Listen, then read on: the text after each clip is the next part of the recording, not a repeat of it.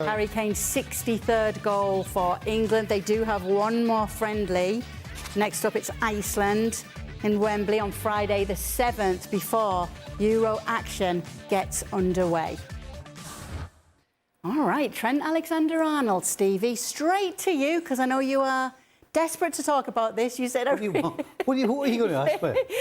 Trent Alexander-Arnold playing in the midfield. How important are you going to be for England in the Euros? He's not. He's not going to play. Trent Alexander-Arnold could have scored a hat-trick today, and he will not start against Serbia. Why? Well, because he won't. He's not playing... There's no way in a million years he starts as the right back against Serbia. Not a chance. And there's no way he starts in the midfield. Because even if Gareth Southgate's going to be positive, then it's going to be Bellingham, Rice and Foden. And if he's going to be a little negative and try and maybe not be quite as positive, then he'll probably bring Conor Gallagher in and play him beside Rice with Bellingham in front of them, and Foden will go out to the left. I mean, there's no way I can see anywhere on that field that Trent Alexander-Arnold starts this game. I just, honestly, I will. If anybody wants to text us and take a bet, I'll take it right now. Alexander-Arnold will not start against Serbia. I'm just telling you that now. Listen, if it comes to the third game and England have to win to qualify, he might play in midfield. But then what if he takes Maddison? Then are you going to play a fullback, a supposed fullback, and leave a guy who 100% is an attacking midfielder, who had a fantastic first half of the season for Tottenham in that position? Or are you just going to say, well, I'll play a fullback in there? I mean, honestly, Trent Alexander-Arnold's a great passer of the ball. He plays some great balls forward, but he's not playing, and he's certainly not playing against Serbia. Good from him. And I defy anybody to tell me why he's going to start. Because from a defensive point of view, he won't start. Gareth Southgate will want to make sure the back four is solid, if nothing else. So that means he doesn't start there. And he's not going to gamble and just throw him in the first game of the Euros, because why? And so a positive showing in a friendly like this does nothing for Gareth Southgate's decision-making? Absolutely not. Gareth Southgate was watching this game and figuring out who wasn't travelling. Is he going to take Bowen? We don't know. Is he going to take Konsa? Joe Gomez came on. Is he going to go? Lewis Dunk? Is Lewis Dunk going to play? I mean, who else on the left? You got Foden, who didn't play. In fact, it was pretty much a reserve team. So every which way you look at it, it's not looking good for Trent Alexander-Arnold. I'd say that Stevie's not having that.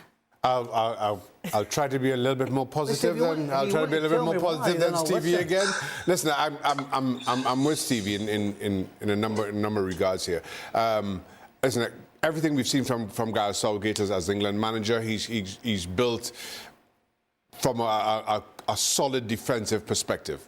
At times a little boring, at times far too pragmatic, however you want to phrase it. But Gareth Southgate has never been an attack-minded national team manager.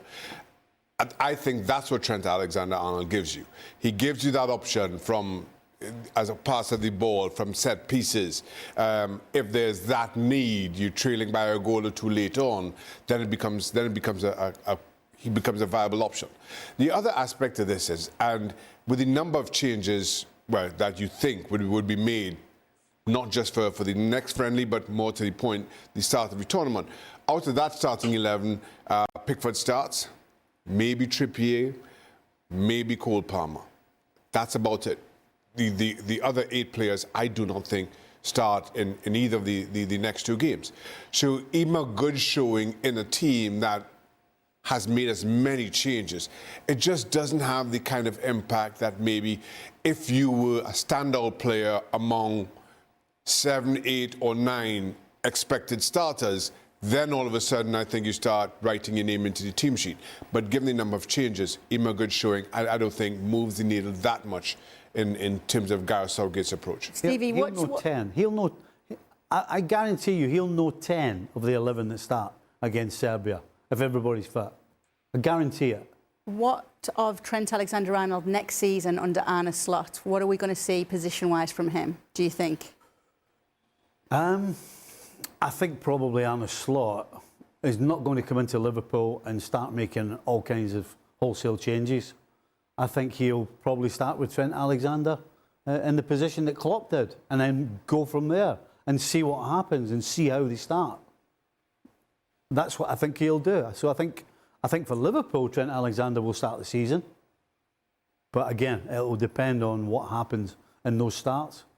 But as far as England's concerned, in the Euros, he won't start against Serbia in the first game. Not a chance. What do you say? Do you agree with Stevie on the Liverpool angle there, Louise?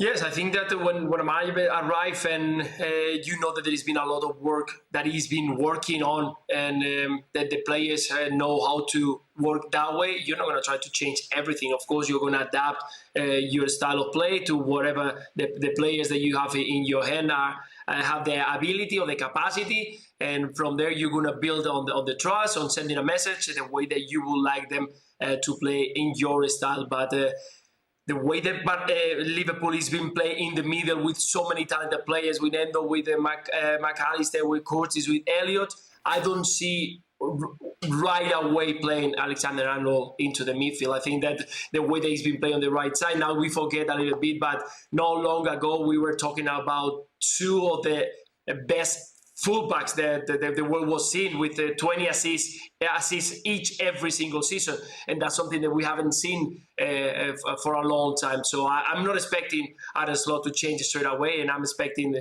Alexander-Arnold starting in that right side. It's true that Conor Bradley have done a great job, but still a very young talent, that he will be adapting to that position and continue playing at some moments. But I think that Alexander-Arnold, even with the issues that sometimes his lack of defending is not something that we all enjoy, I think he's still a fantastic fullback, and Arne Slot knows about him. OK, back to the international angle now, Louise. Who's better, England or Spain? That's bad. That's a very bad question. That's a very helpful question. Okay, honestly, I think that Spain right now is in a transition moment. I think we got a very young, talented team, and we are going to see this right away in the first game, because having Nico Williams, Lamine Yamal, Kubarsi on the 11 starter is going to show that they are under 21, under 17 actually, two of them, but definitely we need to give them the chance of proving themselves. And I think there is a very young team, but with the experience that I've seen this England side, I think that right now, I think England is got a better side, more experience, and more ready to challenge for the competition. But that doesn't mean that Spain cannot give a few headaches to some of the teams that they are in front.